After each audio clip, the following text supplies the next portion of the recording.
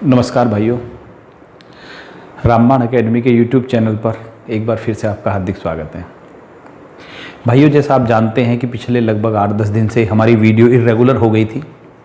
तो पहले ये बताना चाहूँगा कि कुछ घर पर परिवार में हमारे एक ट्रेजेडी हो गई थी, जिसके कारण वीडियो हम लगातार नहीं ला पाए।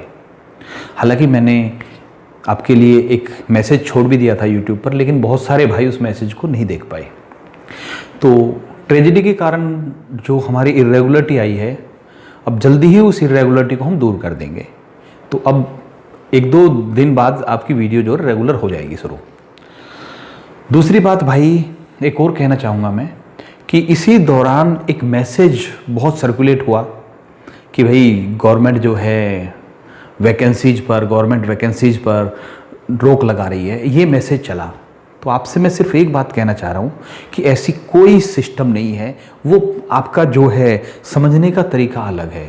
याद रखना, कोई भी भर्ती जो चल रही है वो इससे बाधित नहीं होगी, और ना ही ऐसा भी बात भी नहीं है कि नई वैकेंसी नहीं आएगी। नई वैकेंसी भी आएगी और ये भी भर्ती चलती रहेगी। वो दूसरा मैटर है, उस पर किसी दिन फिर डिस्कस करेंगे। हम आपको बता देंगे वो सिस्टम क्या है।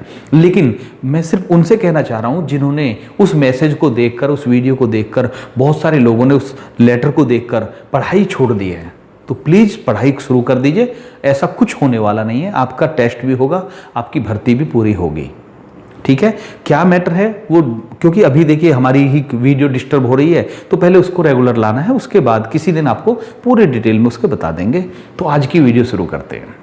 आज की वीडियो में हम क्या कर रहे हैं कि हम करंट अफेयर्स ले रहे हैं अगस्त 2020 का। तो आज का हमारा टॉपिक है करंट अफेयर्स अगस्त 2020। याद रखना, अगस्त 2020 का जो ये फर्स्ट पार्ट है, इसका हम सेकेंड पार्ट भी आपके सामने लाएंगे अगस्त 2020 के करंट अफेयर्स का। तो शुरू करते हैं भाई। देखिए, हर टॉपिक को, हर पॉइंट को लिखना, प्लीज़ नोट बनाइए। और जो करंट अफेयर्स का नोट्स बना रहे हैं उसको हर एक को लिखना शुरू कीजिए। ऐसा नहीं पीडीएफ के भरोसे मत बैठिए प्लीज़। मैं बार बार कह रहा हूँ, स्क्रीनशॉट ले सकते हैं लेकिन उसी के भी भरोसे मत रहिए। प्लीज़ हाथ से लिखना शुरू कीजिए। ओके, तो शुरू करते हैं आज। पहला जो 3 हैं वो सारे के सारे रेलवे से जुड़े हुए हैं। तो पहला चीज़ क्या कह रहा है, भारतीय रेलवे द्वारा मणिपुर में दुनिया का सबसे लंबा पियर ब्रिज बनाया जाएगा। तो दुनिया का सबसे लंबा, सबसे ऊंचा पियर ब्रिज कहाँ बन रहा है? मणिपुर में। याद रखना, मणिपुर में है। लैंग्वेज थोड़ी सी यहाँ पर गड़बड़ हो गई है, ठीक है। दुनिया का सबसे लंबा पियर ब्रिज कहाँ बनाया जा रहा है? मणिपुर में, भारतीय रेलवे द्वारा। ओके, बस पहली चीज ये ध्यान रखना है। दूसरा, दक्षिण रेलवे ने पलक्कड़ डिवीजन के टोकुर सोरानूर खंड में रोरो सेवा का परीक्षण किया है। ठीक है, रोरो सेवा का, एक रेलवे की रोरो सेवा शुरू हुई है। दक्षिण रेलवे ने पलक्कड़ डिवीजन के टोकुर सोरानूर खंड में रोरो सेवा का परीक्षण किया है। ठीक है, 2 हो गए। रेलवे का ही तीसरा है, मंडुआडीह रेलवे स्टेशन का नाम बदलकर बनारस रेलवे स्टेशन किया गया। बहुत इंपॉर्टेंट है भाई। ठीक है, मंडुआडीह रेलवे स्टेशन का नया नाम क्या है, या बनारस रेलवे स्टेशन का पुराना नाम क्या है? तो मंडुआडीह रेलवे स्टेशन इंपॉर्टेंट है। तो तीनों ही रेलवे से है। भारतीय रेलवे द्वारा सबसे लंबा पियर ब्रिज कहां बन रहा है? मणिपुर में। रोरो सेवा कहां हुई है? दक्षिण रेलवे के पलक्कड़ डिवीजन में टोकुर सोरानूर खंड में। टोकुर सोरानूर खंड में क्या हुआ है? रोरो सेवा शुरू हुई है। और मंडुआडीह रेलवे स्टेशन का नाम बदलकर क्या किया गया? बनारस रेलवे स्टेशन किया गया है। ठीक है भाई, आगे चलते हैं। T20 में 500 विकेट लेने वाले विश्व के प्रथम बॉलर ड्वेन ब्रावो है। T20 क्रिकेट में 500 विकेट लेने वाले वर्ल्ड के पहले बॉलर हैं ड्वेन ब्रावो। अच्छा सवाल है, इंपॉर्टेंट है भाई। 500 विकेट याद रखना T20 क्रिकेट में। ठीक, दूसरा ही क्रिकेट से है। हाल ही में महेंद्र सिंह धोनी और सुरेश रैना ने अंतर्राष्ट्रीय क्रिकेट से संन्यास की घोषणा की है। ये भी अगस्त की ही घटनाएं हैं भाई। तो इसमें तो कुछ बताने लायक है ही नहीं, दोनों सिंपल बस नोट ही करने हैं। अभी जहां बताने लायक होगा हम उस पर बताना भी शुरू करेंगे भाई। ओके, एक ही दिन में इन्होंने 15 अगस्त को ही घोषणा की थी। अब अगला सवाल आता है, हाल ही में तुर्की ने काला सागर तट के पास विशाल प्राकृतिक गैस भंडार की खोज की घोषणा की है। तुर्की, राजधानी जिसकी अंकारा है, तो उसको पास एक बहुत विशाल प्राकृतिक गैस भंडार मिला है। देखिए, तुर्की देश जो है, आर्थिक परिस्थिति जो है उसकी विषम है अब फिलहाल में। बहुत डावाडोल आर्थिक स्थिति है फिलहाल में। लेकिन जब ये प्राकृतिक गैस का भंडार, बहुत बड़ा भंडार मिला है, तो उससे जो है उसकी अर्थव्यवस्था पटरी पर आने के पूरे चांस बन गए हैं। तो तुर्की ने जो है कहां पर खोजा है, काला सागर जो है उसके पास पड़ता है काला सागर। तो काला सागर या ब्लैक सी के तट के पास विशाल प्राकृतिक गैस भंडार की खोज की घोषणा की है भाई। उसने कह दिया है कि हमारे पास बहुत बड़ा प्राकृतिक गैस का भंडार हमने खोज निकाला है। ओके, तो ये भी इंपॉर्टेंट है, पूछा जा सकता है हाल ही में कौन से देश ने विशाल प्राकृतिक गैस के भंडार की खोज की है, तो आंसर है तुर्की।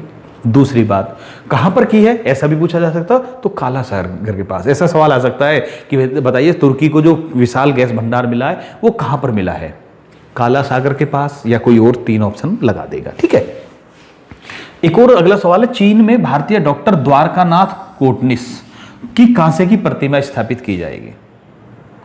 ठीक है, बहुत इंपॉर्टेंट है। द्वारकानाथ कोटनिस कौन से पेशे से जुड़े हुए हैं, चिकित्सक हैं। ठीक है नहीं थे, और अच्छा जी, और उनकी कांसे की प्रतिमा स्थापित की जाएगी कहां पर भैया, चीन में। इंपॉर्टेंट है भाई। अगले उस पर चलते हैं हम। हाल ही में कोझिकोड यानी केरल में विमान हादसा हुआ, चर्चा में रहा था, जिसमें सैकड़ों लोग मारे गए थे। ठीक है, तो कोझिकोड में विमान हादसा हुआ था अभी, आपने उसके बारे में पढ़ा भी होगा। तो इसमें एक तो ये याद रखना कि कहां पर हुआ, कोझिकोड में हुआ विमान हादसा। दूसरा, ये हवाई अड्डा टेबल टॉप हवाई अड्डा है, मतलब कुछ भारत के कुछ हवाई अड्डे हैं जिन्हें टेबल टॉप हवाई अड्डे कहते हैं, इन पर थोड़ा रिस्क ज्यादा होता है भाई। तो टेबल टॉप हवाई अड्डा कैसे होता है, जो पहाड़ी होती है, पहाड़ी के ऊपर जो है उसको मतलब टेक ऑफ और लैंडिंग जो होती है हवाई जहाज की, वो उसी पर होती है। तो पहाड़ी के ऊपर जब हवाई अड्डा बनाया जाता है, ऐसा हवाई अड्डा कि सपोज कीजिए इसका ये रनवे है यहां तक, ठीक है, इसके बाद रनवे खत्म होने के कुछ समय बाद इधर जो है ना झील शुरू हो जाएगी। यहां तक इतना रनवे है, इसके बाद कोई झील होगी, या इधर की तरफ झील है, उधर की तरफ झील है, या सामने की तरफ झील है। तो ऐसा जब हवाई अड्डा होता है जिसमें रनवे के इधर या उधर, लेफ्ट राइट में हो या फ्रंट पर हो, सामने हो, झील होगी, तो उसे टेबल टॉप हवाई अड्डा बोलते हैं भाई। इसमें रिस्क थोड़ा ज्यादा होता है, और यह भी कारण यही था सर कि जब ये हवाई जहाज उतर रहा था, लैंड कर रहा था, तो उस समय मौसम बहुत खराब था, जिससे रनवे पर फिसलन भी थी और दृश्यता बहुत कम, विजिबिलिटी बोलते हैं जिसको, वो बहुत कम हो गई थी। तो ये भी एक्सीडेंट का एक कारण रहा। ओके, तो टेबल टॉप हवाई अड्डे आजकल चर्चा में है, एक लिस्ट जरूर देख लेना भारत के टेबल टॉप हवाई अड्डे की। ओके, हाल ही में शास्त्रीय गायक पंडित जसराज का निधन हुआ। तो अभी क्योंकि इनका निधन हुआ तो पूछा जा सकता है पंडित जसराज किससे संबंधित है, शास्त्रीय गायन से संबंधित है। इनका अभी हाल ही में निधन हुआ भाई। आगे बढ़ते हैं। अब देखिए, इजराइल के साथ समझौता करने वाला पहला खाड़ी देश बना, कौन सा, यूएई। सॉरी मैंने यहां पर लिखा नहीं है, इजराइल के साथ समझौता करने वाला पहला खाड़ी देश कौन सा बना है भैया, यूएई बना है। ठीक, दूसरा, यूएई का बराकहा अरब देशों का पहला परमाणु रिएक्टर बना है। ये दोनों ही यूएई की घटनाएं हैं, यूएई से जुड़े हुए हैं। लेकिन याद रखना, मैंने यहां खाड़ी देश लिखा है और यहां पर हमने अरब देश लिखा है। देखिए, यूएई खाड़ी देश भी है, अरब देश भी है, लेकिन क्या होता है, जितने भी खाड़ी देश हैं वो सारे के सारे अरब देश हैं, लेकिन सारे अरब देश खाड़ी नहीं है। कुछ देश ऐसे हैं जो अरब में आते हैं लेकिन उन्हें खाड़ी देश नहीं बोला जाता है। तो याद रखना, तो खाड़ी और अरब में दोनों, यूएई दोनों में ही आता है। ठीक है, आगे बढ़ते हैं। जो मैप का मैटर है, वैसे तो इजराइल के साथ समझौता करने वाला पहला खाड़ी देश बना है यूएई। देखिए, अरब देशों की बात करें, अगर अरब देशों की बात करें तो जॉर्डन देश अरब देश है, यूएई के इजराइल के साथ समझौता कर रखा है इसने भी। तो 2 देश पहले भी कर चुके हैं, उनको छोड़ते हैं, लेकिन पहला खाड़ी देश कौन सा बना, यूएई बना है भाई। और एक बात और, ये जो समझौता हुआ है इसे अब्राहम समझौता भी कहते हैं। इस समझौते का नाम अब्राहम समझौता भी कहा जाता है। ठीक है, आगे बढ़ते हैं सर। यूएई का बराकहा या आबू धाबी में पड़ता बराकहा अरब देशों का पहला परमाणु रिएक्टर बना है। हालांकि सऊदी अरब काफी दिन से कह रहा है कि हम परमाणु बिजली घर बनाएंगे, लेकिन नंबर 1 कौन हो गया, यूएई हो गया भाई। तो यूएई का बराकहा कहां पर पूछा जा सकता है, यूएई में है। खासियत क्या है, ये अरब देशों का पहला परमाणु रिएक्टर बना है, पहला परमाणु बिजली घर अरब देशों का कौन सा, बराकहा है, यूएई में। और यूएई पहला खाड़ी देश बना जिसने इजराइल के साथ समझौता किया। यहां पर खाड़ी आएगा, यहां पर अरब आएगा, ये थोड़ा ध्यान रखना बस। इसके बाद संघ लोक सेवा आयोग के नए अध्यक्ष बने प्रदीप कुमार जोशी। प्रदीप कुमार जोशी संघ लोक सेवा आयोग के नए अध्यक्ष बने हैं। एक बात और, इस बार देखिए जो यूपीएससी टॉपर है उनका नाम भी प्रदीप कुमार है, वो जोशी नहीं है, प्रदीप कुमार है, लेकिन यूपीएससी के अध्यक्ष जो बने हैं वो प्रदीप कुमार जोशी बने हैं, थोड़ा ध्यान रखना। भारत के नए कैग जीसी मुर्मू, गिरीश चंद्र मुर्मू, ठीक है। भारत के नए CAG controller and auditor general, नियंत्रक एवं महालेखा परीक्षक, जानते ही होंगे, नियंत्रक एवं महालेखा परीक्षक, नियंत्रक एवं महालेखा परीक्षक कौन बने भैया? जीसी मुर्मू या गिरीश चंद्र मुर्मू, दो नई नियुक्ति हैं, इनको भी नोट कर लीजिए। आगे बढ़ते हैं भाई। स्वच्छता सर्वेक्षण 2020, स्वच्छता सर्वेक्षण या स्वच्छ सर्वेक्षण 2020 के कुछ पॉइंट्स हैं भाई, देखिए। पहला पॉइंट, स्वच्छ सर्वेक्षण 2020 के अनुसार सबसे स्वच्छ शहर है की बात करें तो पहला स्थान इंदौर का, दूसरा स्थान सूरत का है, तीसरे में नवी मुंबई आ जाता है, लेकिन मैंने यहां पर दो ही लिखे हैं। स्वच्छ सर्वेक्षण 2020 के अनुसार पहला स्थान इंदौर और दूसरा स्थान सूरत है। पहला तो ये महत्वपूर्ण है। दूसरा, इसके अनुसार सबसे स्वच्छ राजधानी शहर कौन सा है? दिल्ली है। तो भारत के स्टेट्स की जो राजधानी है इनमें सबसे साफ कौन सा राजधानी शहर है? वो दिल्ली है। भारत के लिहाज से कर रहे हैं, वर्ल्ड के लिहाज से नहीं है भाई, कभी ये वर्ल्ड के लिहाज से बोले, क्योंकि हमारे भारत का ही सर्वेक्षण है ये, ठीक है। दूसरा, सबसे स्वच्छ शहर है इंदौर, दूसरे स्थान पर सूरत, तीसरे पर नवी मुंबई, लेकिन सबसे स्वच्छ राजधानी शहर दिल्ली है। इसके बाद कह रहा है गंगा किनारे सबसे साफ शहर कौन सा है? वाराणसी है। गंगा किनारे बसा हुआ सबसे साफ शहर है वाराणसी। सबसे स्वच्छ कैंटोनमेंट क्षेत्र, छावनी बोलते हैं जिसको हिंदी में, इंग्लिश में कैंटोनमेंट बोलते हैं, तो जालंधर कैंट है। सबसे साफ जालंधर कैंट सबसे साफ कैंटोनमेंट एरिया है, ठीक है। बेस्ट परफॉर्मिंग स्टेट छत्तीसगढ़ को कहा गया इसमें। इस मामले में जो सबसे अच्छा परफॉर्मेंस दिया है वो किस राज्य ने दिया है? छत्तीसगढ़ ने दिया है। Best performing state Chhattisgarh. अब ये तो हो गए आंकड़े, लेकिन ये जो स्वच्छता सर्वेक्षण है, पिछली बार भी इंदौर था, उससे पहले भी इंदौर था नंबर 1। स्वच्छता सर्वेक्षण कौन करवाता है भाई? तो स्वच्छता सर्वेक्षण जो कराया जाता है वो ministry of housing and urban affairs, आवास एवं शहरी मामले मंत्रालय, हिंदी में बोलेंगे इसको, आवास और शहरी मामलों का मंत्रालय इस सर्वेक्षण को कराता हर बार। तो यह भी बहुत महत्वपूर्ण है कि स्वच्छता सर्वेक्षण किसके द्वारा किया जाता है? Ministry of housing and urban affairs या आवास एवं शहरी मामले का मंत्रालय।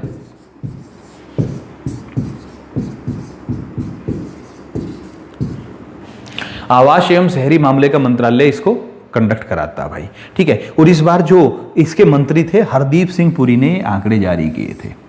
ये भी पूछा जा सकता है किसने आंकड़े जारी किए? तो हरदीप सिंह पुरी ने, शहरी एवं आवास मामले मंत्री जो है हरदीप सिंह पुरी, उन्होंने ये आंकड़े जारी किए थे, ठीक है। ये तो इस बार किया, लेकिन ये तो कंटिन्यू पूछा जा सकता है कि स्वच्छता सर्वेक्षण कौन सा मंत्रालय के अधीन होता है? आवास एवं शहरी मामले के मंत्रालय द्वारा, ठीक है भाई।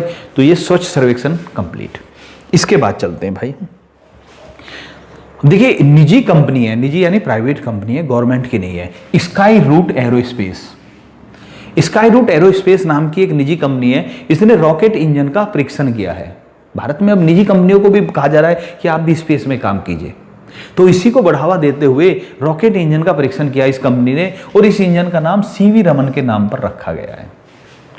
दो चीज याद रखनी है, निजी कंपनी का नाम है स्काई रूट एरोस्पेस, क्या परीक्षण किया? रॉकेट इंजन का परीक्षण किया है, और इस इंजन का नाम किसके नाम पर रखा है? सीवी रमन के नाम पर रखा गया भाई, ठीक है। आगे बढ़ते हैं।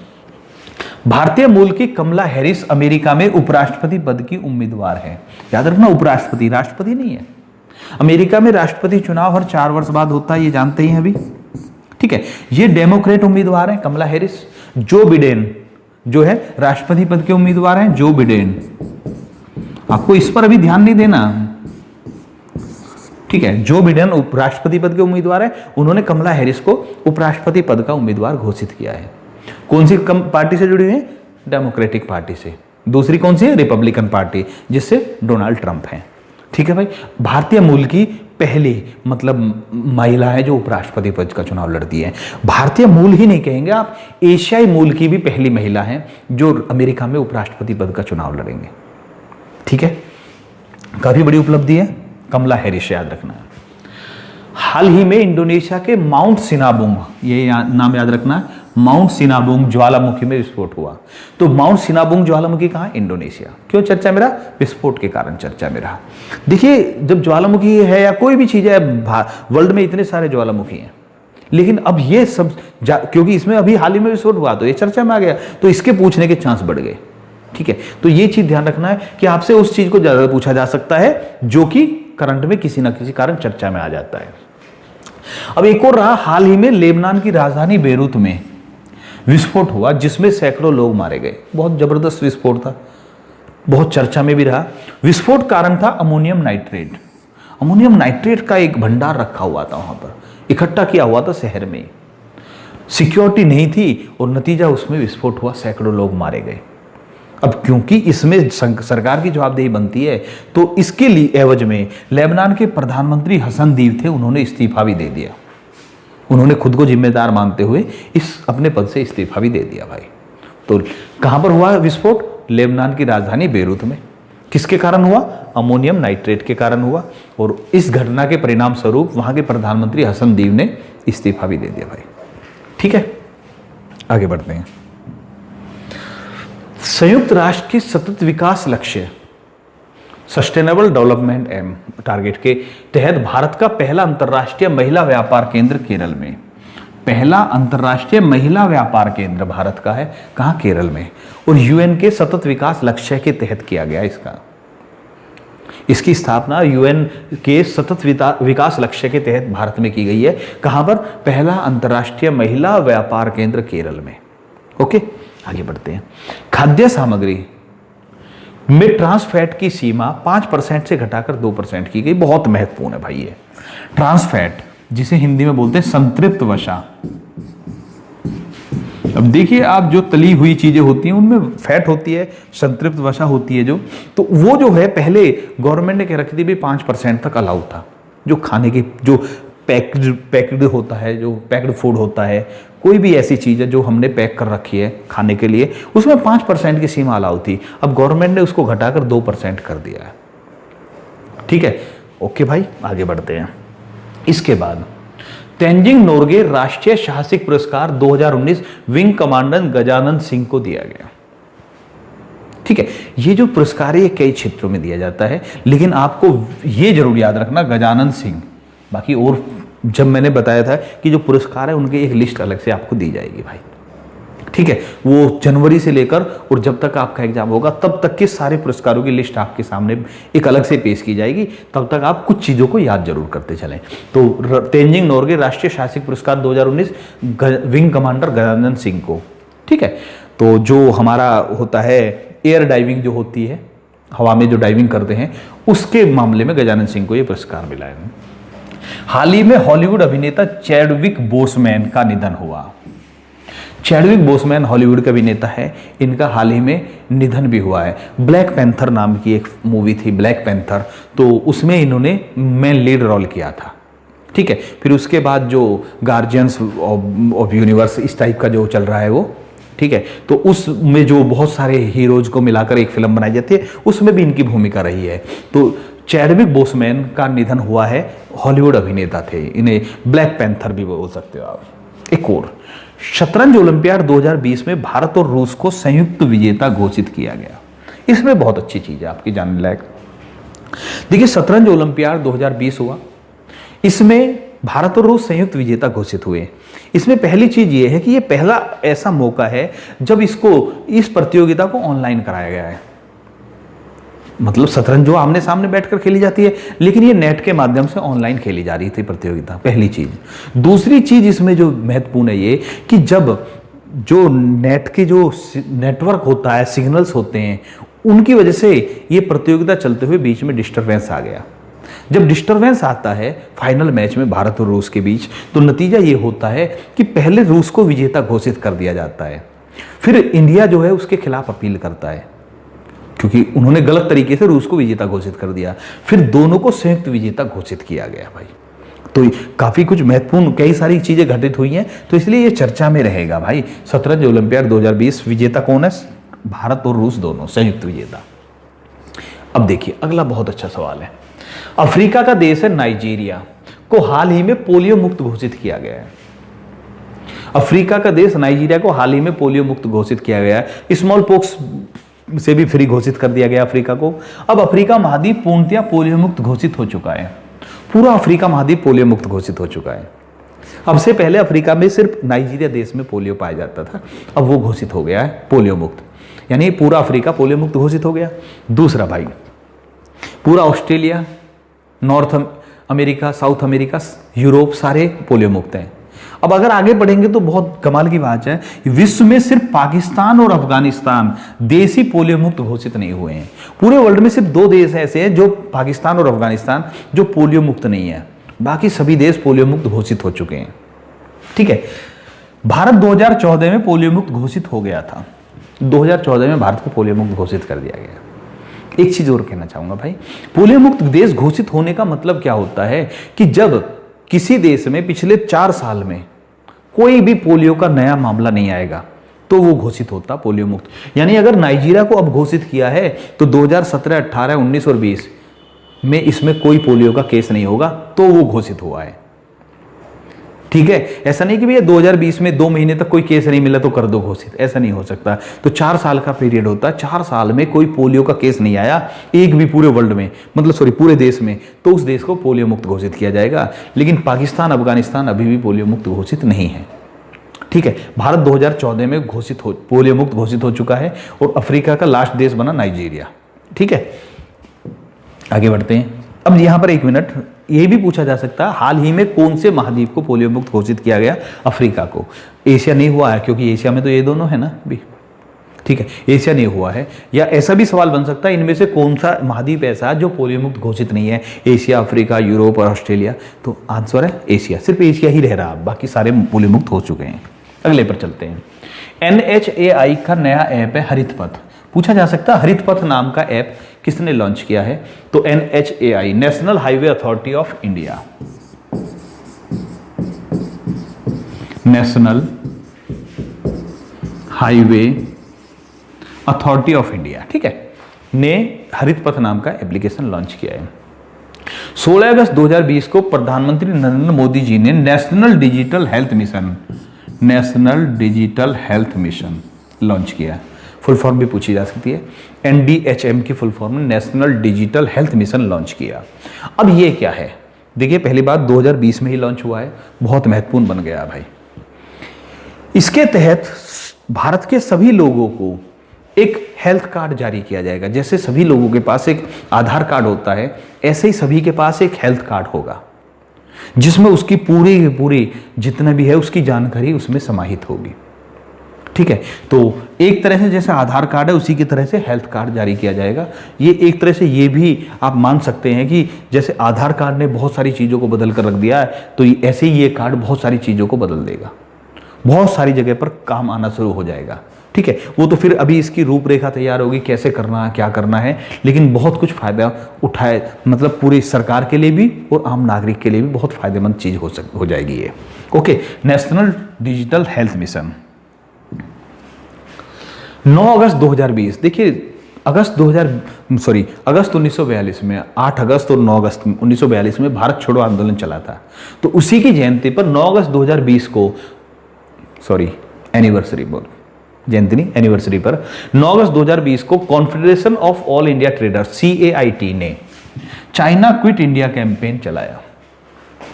जो भारत की कॉन्फेडरेशन है, संगठन है किसका? ऑल इंडिया ट्रेडर्स के, जो भारत के जो व्यापारियों का समूह है, उसने एक कैंपेन चलाया जिसका नाम है चाइना क्विट इंडिया कैंपेन। 9 अगस्त को शुरू किया। जैसे क्विट इंडिया मूवमेंट चला था, यहाँ चाइना के लिए कह रहे क्विट इंडिया कैंपेन, चाइना के लिए। वहां अंग्रेजों को भगा रहे थे, यहाँ चाइना को भगा रहे हैं।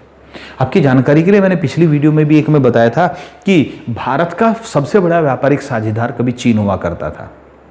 अब भारत का सबसे बड़ा व्यापारिक साझेदार अमेरिका हो गया है। लगातार पिछले 2 वर्ष से चीन सेकंड पर पहुंच गया है।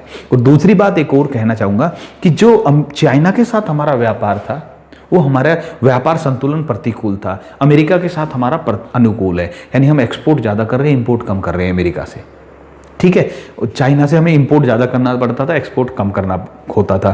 तो अब हम चाइना को सेकंड पर ले आए हैं, फर्स्ट पर अमेरिका पहुंच गया है। ये इस मूवमेंट से पहले की बात है, ये जो कैंपेन चल रहा है इससे पहले की बात है, इसका भी प्रभाव पड़ने वाला है। ठीक है, क्योंकि अब तो चाइना के खिलाफ पूरे भारत में माहौल बन ही रहा है सर, तो उसका और ज़्यादा प्रभाव पड़ेगा। लेकिन इससे पहले भी हम सेकंड पर ला चुके हैं चाइना को। दूसरा भाई, भारत की पहली किसान रेल, याद रखना पहली किसान रेल देवलाली महाराष्ट्र और दानापुर बिहार के बीच चली है।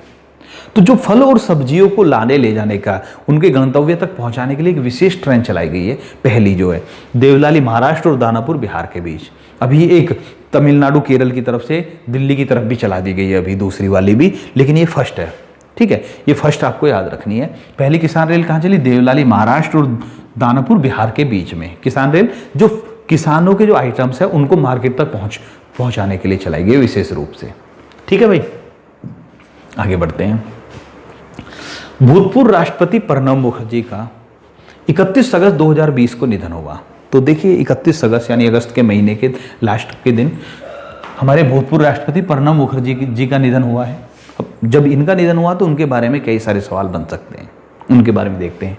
प्रणब मुखर्जी जी देश के 13वें राष्ट्रपति थे। पहली चीज, देश के 13वें राष्ट्रपति प्रणब मुखर्जी थे। 31 अगस्त 2020 को निधन हुआ। वे वित्त मंत्री, विदेश मंत्री और रक्षा मंत्री भी रह चुके थे। फाइनेंस मिनिस्टर, फॉरेन मिनिस्टर और क्या बोलते हैं, डिफेंस मिनिस्टर रह चुके थे। ठीक, वित्त मंत्री, विदेश मंत्री और रक्षा मंत्री, फाइनेंस, फॉरेन और डिफेंस मिनिस्टर रह चुके थे ये। उन्होंने योजना आयोग के उपाध्यक्ष, प्लानिंग कमीशन के जो उपाध्यक्ष होते हैं, डिप्टी चेयरमैन होते हैं, उसका पद भी संभाला था इन्होंने। ठीक है, अध्यक्ष तो नहीं, क्योंकि अध्यक्ष तो प्रधानमंत्री होते हैं, उपाध्यक्ष तो योजना आयोग के उपाध्यक्ष का पद भी संभाल चुके थे। बहुत महत्वपूर्ण होता है ये भी। ओके, उन्हें 26 जनवरी 2019 को भारत रत्न से सम्मानित किया गया। भारत रत्न 2019 में भारत रत्न मिला इन्हें 26 जनवरी 2019 को। तो श्री प्रणब मुखर्जी जो हमारे भूतपूर्व राष्ट्रपति थे, उनका निधन हुआ है। अब उनसे संबंधित जो सवाल बन सकते हैं, देखिए बनने के लिए तो बहुत कुछ बन सकता है, ठीक है, लेकिन जो हम ज़्यादा बनने के चांस थे वो हमने यहाँ पर लिख दिया है। 31 अगस्त 2020 को निधन हुआ, 13वें राष्ट्रपति थे। 2012 से 2017 तक ये राष्ट्रपति रहे थे। कब से भैया? 2012 से 2017 तक रहे। ओके भाई, और इसके बाद ये वित्त मंत्री, मतलब बाद में, इससे पहले ये वित्त मंत्री, विदेश मंत्री, रक्षा मंत्री भी रह चुके थे। इन्होंने योजना आयोग के उपाध्यक्ष का पद भी संभाला। ये जो थे राज्यसभा में सदन के नेता भी रहे, लोकसभा में भी सदन के नेता का काम कर चुके हैं, के रूप में काम कर चुके हैं। लोकसभा और राज्यसभा में सदन का नेता जो होता है, ठीक है, लीडर ऑफ हाउस बोलते हैं जिसे, उसका भी पद ये संभाल चुके हैं। और 3 मंत्री, कैबिनेट मंत्रियों के रूप में भी रह चुके हैं, वित्त मंत्री, विदेश और रक्षा मंत्री, और डिप्टी चेयरमैन रहे प्लानिंग कमीशन के। हमारे राष्ट्रपति, जो भूतपूर्व राष्ट्रपति श्री प्रणब मुखर्जी थे, इनको भारत रत्न से भी सम्मानित किया गया 2019 में।